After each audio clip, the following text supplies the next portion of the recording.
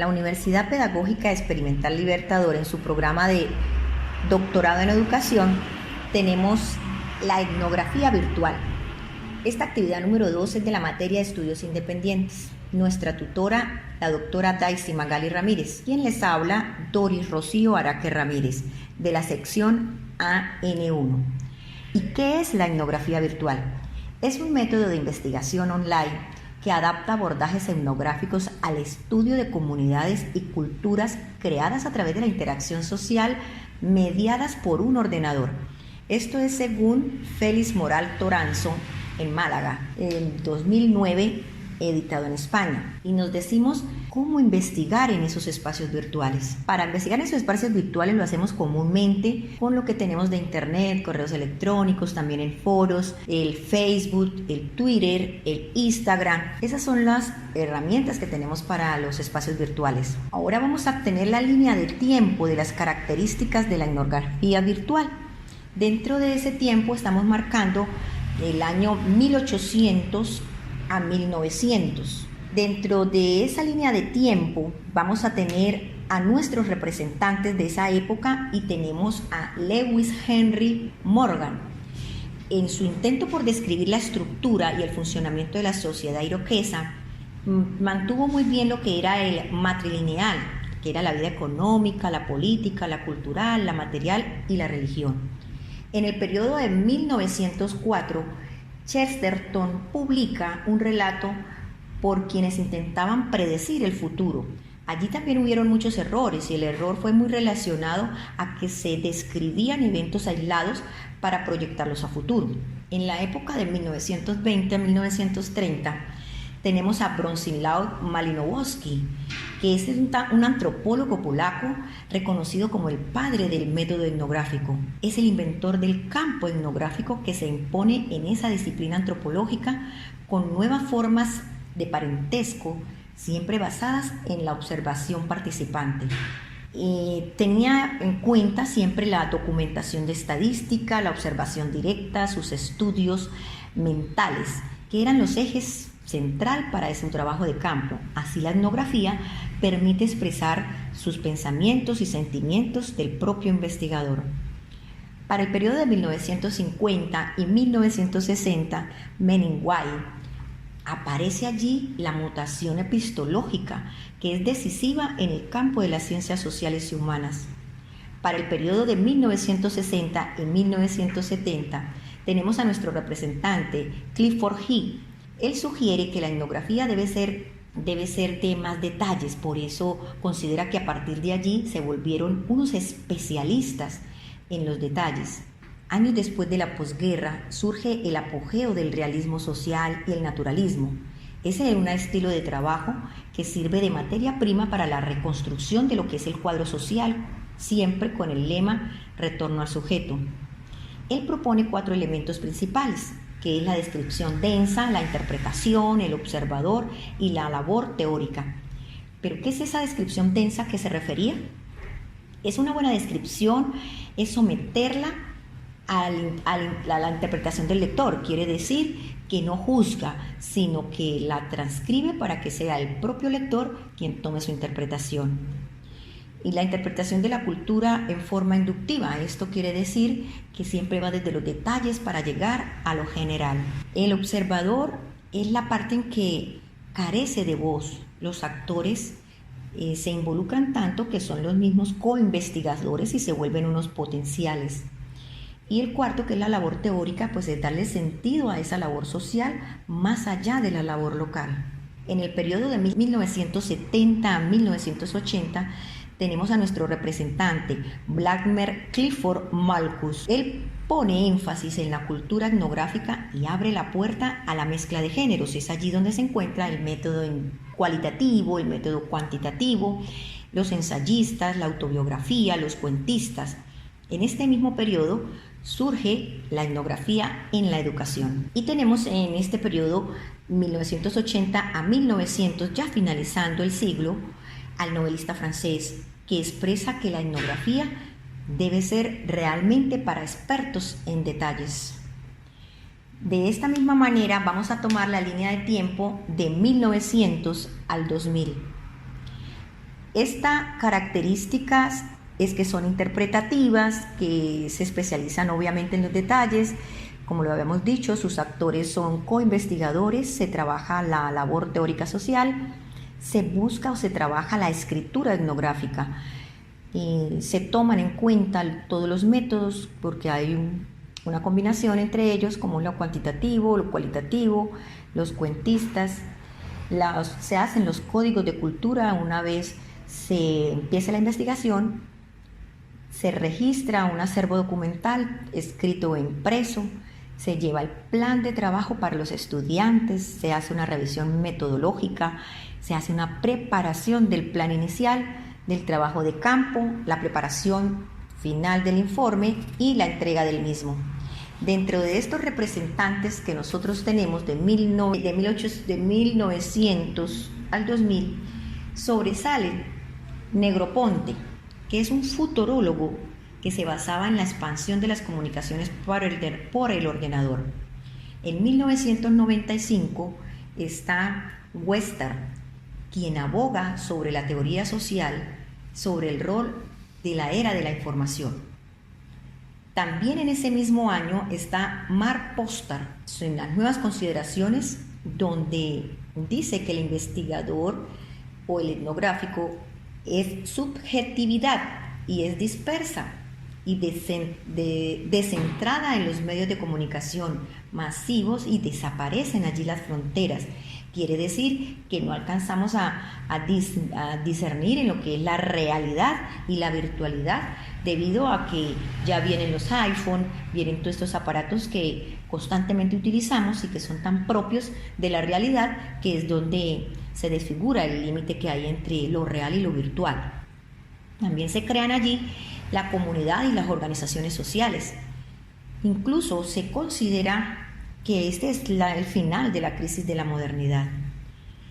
Dentro de ese mismo periodo contamos con Manuel Castell, Daniel Bell, que son los representantes que sí confían en las capacidades que tiene la tecnología para introducir unos cambios sociales, que se tiene en cuenta la racionalidad y el control de la organización a través de mecanismos de vigilancia que siempre están entre Estado y nación. La formación del espacio vacío entre el tiempo y el espacio.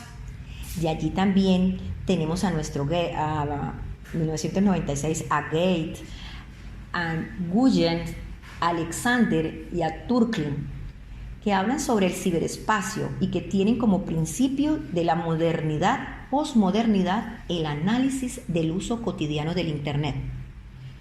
En 1997 están los representantes Green y Wolgar con la teoría para reflexionar sobre la complejidad de las relaciones entre la tecnología y la sociedad, determinando que las tecnologías son las que soportan, las que facilitan, las que promueven el desarrollo social.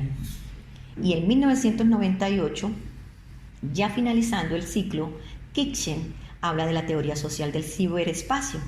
En sí, resumen, son sus efectos en tres grandes categorías, como es el cambio en el rol del tiempo y el espacio, el cambio en las comunicaciones y en el rol de los medios de comunicación social, y hace el cuestionamiento en los dualismos de la realidad y la virtualidad, entre la tecnología y la naturaleza, entre lo que es auténtico y lo que es fabricado, en lo que es representativo y lo que es realmente real. Vamos a hablar en sí entonces cuáles serían esas características que priorizan o que centran la etnografía virtual. Según esta etnógrafa Christer Heiner, ella lo dice claramente que se hace a través de la descripción densa y que tiene que ser significativa para el contexto, para la cultura donde está. Y dice que ha evolucionado tanto su objeto que está increíblemente a la E al cubo. ¿Y por qué la E? Porque dice embodied y everyday. El embodied simplemente nos habla de todos los contenidos digitales. Se pueden difundir a través de la red en contextos culturales distintos. Quiere decir que este mismo video lo podemos estar viendo por un celular, lo podemos estar viendo por un portátil, pero de igual manera se pueden tomar por Face, se puede subir a Instagram, o sea que hay diferentes contextos. El embodied es ya la experiencia de Internet, no está separada del mundo real, o sea que ahí es donde ya desaparecen las fronteras, ya que usted habla por chat en el mismo tiempo, ya y el tiempo se vuelve sincrónico. Y están las diferentes herramientas que nos deja esta tecnología. Y el everyday pues es que realmente la estamos usando en todo la vida cotidiana, que es en las compras, en alquileres, en ventas, en toma de decisiones, también en pagar, también para hacer amigos. Entonces esta etnógrafa nos deja eso como las características fundamentales de la etnografía virtual. Tenemos esa estructura. Bueno, ¿cuál es la estructura de la etnografía virtual? Pues se hace a través de online y de offline, que también tenemos una moderación con semipúblico, que es el que requiere registro, y el privado, que requiere autorización. Eso quiere decir que cuando se trabaja con menores de edad hay que pedírseles una autorización escrita. De igual manera, para los adultos es mejor dejar siempre un registro firmado de que la información que nos está dando se pueda publicar. Y hay otros que son los pobrecito hablador, que es aquella persona anónima, la que siempre se oculta con un seudónimo y nunca tiene registro. Esa sería la estructura. Ahora, ¿cuál sería la metodología para la etnografía virtual? Se va a trabajar en una triangulación. La vamos a mirar desde el hombre y máquina, desde lo social y desde la tecnología.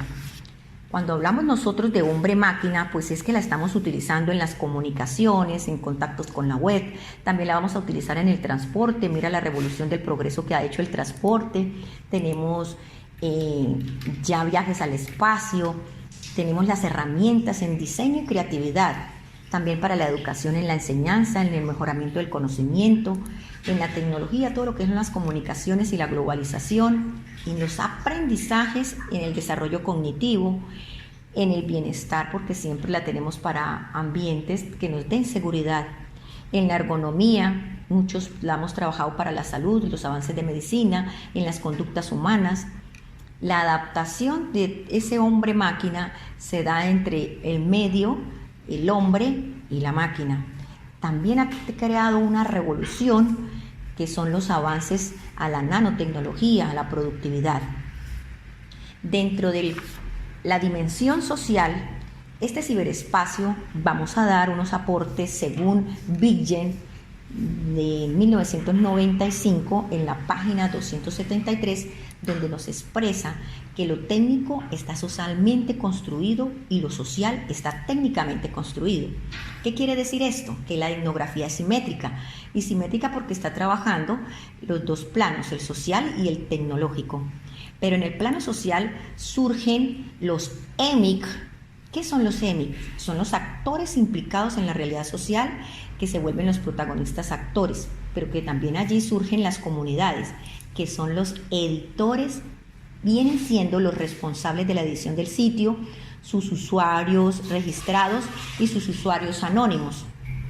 Los técnicos que se vienen dando por los ETIC, que son los que se adapta por el investigador en un nuevo contexto. Para la parte social, esa metodología social, quiero hacer un comparativo entre lo que es la etnografía y la etnografía virtual.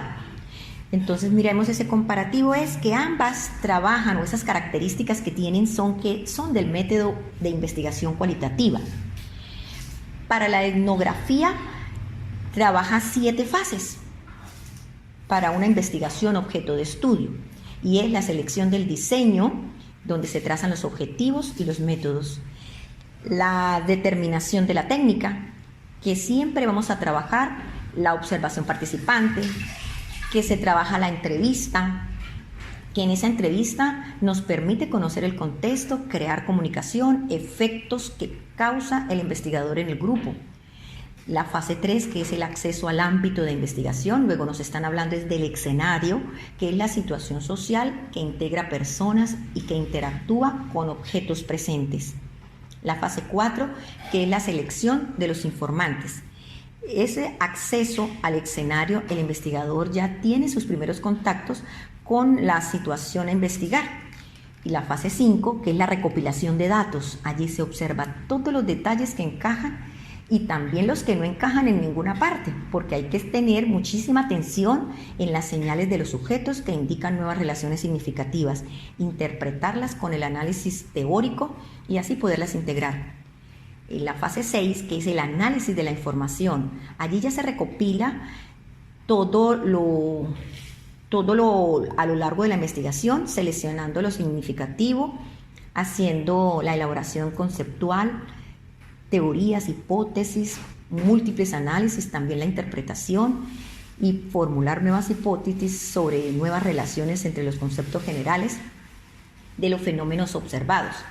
La fase 7 ya es la elaboración del informe, en el cual debe incluir que tenga una muy buena historia y que se haga descriptiva en su gran densidad, para que el lector pueda conocer qué es lo que pasó y así pueda trasladarse a una situación social observada, íntegra, que realmente tenga fundamentación teórica y empírica, que se apoye en el trabajo que significó para los actores involucrados y que representan los involucrados, que se tomen en cuenta los resultados obtenidos y se contraste con la teoría ya establecida.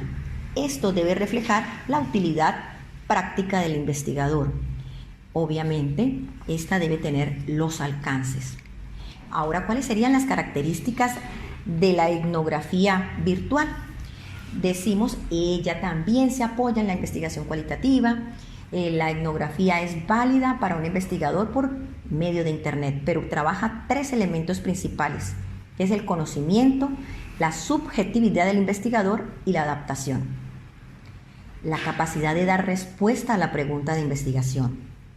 Esta etnografía virtual toma notas de campo y hace sus registros de campo, ya sean de sus conflictos, de sus mitos, de su forma de vida, de las expresiones artísticas, de sus expresiones corporales.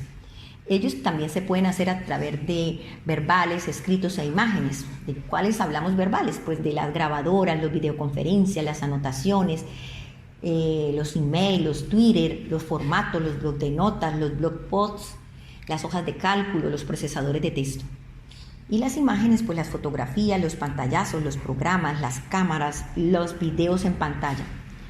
De esos escritos hablamos de las hojas de cálculo y los trabajos de campo. Esta etnografía virtual dijimos que era simétrica. ¿Por qué? Porque trabaja en el entorno social y en la implementación de la tecnología.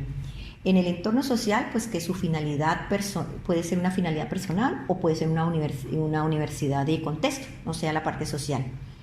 Y la implementación de esas tecnologías pues se hacen a través de las videoconferencias, de juegos en red, de correos electrónicos, de chat, de mensajería instantánea o telefónica. Y es allí donde surgen las comunidades del ciberespacio. Los aspectos éticos en la etnografía virtual es pedir la autorización, su consentimiento cuando son menores, y con los adultos pues es una manera de al menos registrarla verbalmente. Que debe tener credibilidad. En esta parte de credibilidad comparto, en la medida en que yo comparto el conocimiento, pues yo gano objetividad y me fortalezco en las comunidades de aprendizaje.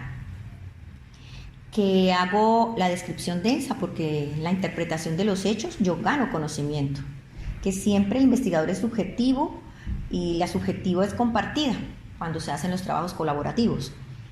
Esta etnografía virtual es flexible, ya que permite que el contexto sea moldeable, quiere decir que uno se adapte al contexto de investigación y obliga siempre a estar en guardia.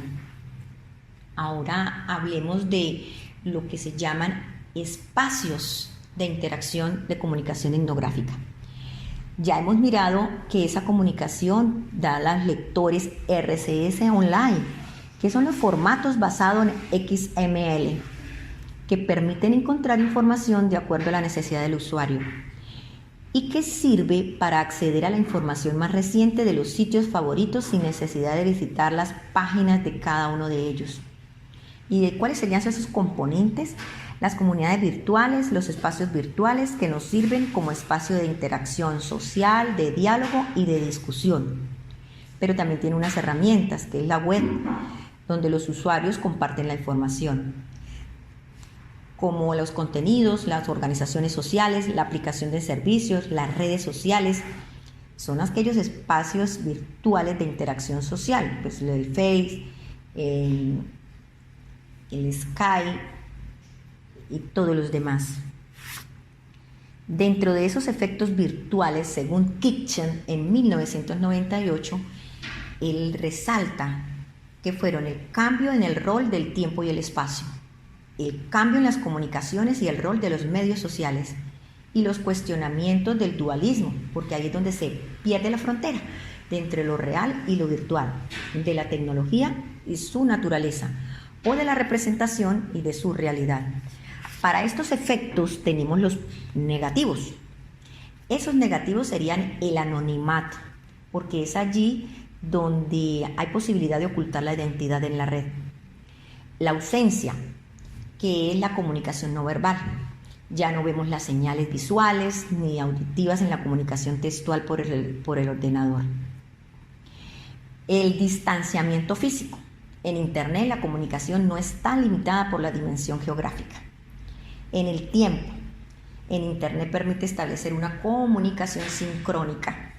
En el mismo instante le llega la información. Esos efectos positivos de la etnografía virtual.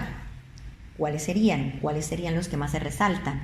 La comunicación con alto contenido socioemocional, y eso nos lo enfatiza Moral y García en el 2003 cuando hace los emotines, ya están en Internet. El nivel de intimidad es muy alta en un periodo de muy corto tiempo, eso lo soporta Parks y Floyder en 1995. Que allí también se maneja la igualdad de estatus de los participantes, eso nos lo reafirman Moran y Martin en 1998.